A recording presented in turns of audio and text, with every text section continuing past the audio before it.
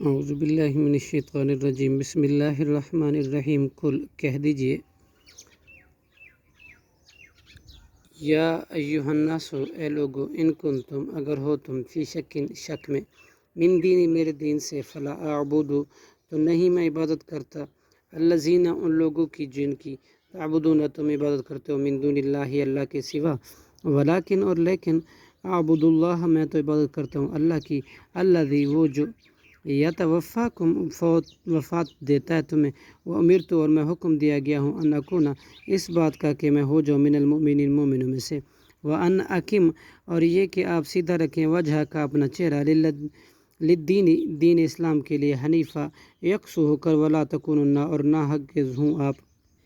من المشرکین مشرکین میں سے ولا تدعو اور مت آپ پکارے من دون اللہ اللہ کے سوا ما لا ینفعک ان کو جو نہ دفع دے سکتے ہیں آپ کو ولا یضرک اور نہ نقصان دے سکتے ہیں آپ کو فإن فعلت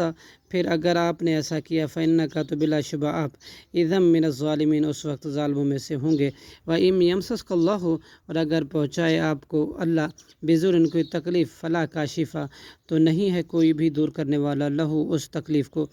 الا ہوا مگر اس اللہ کے سوا وإن یردک اور اگر وہ اللہ ارادہ کرے آپ کے ساتھ بخیر کسی بھلائی کا فلا رد تو نہیں کوئی بھی رد کرنے والا لفضل ہی اس کے فضل کو یصیب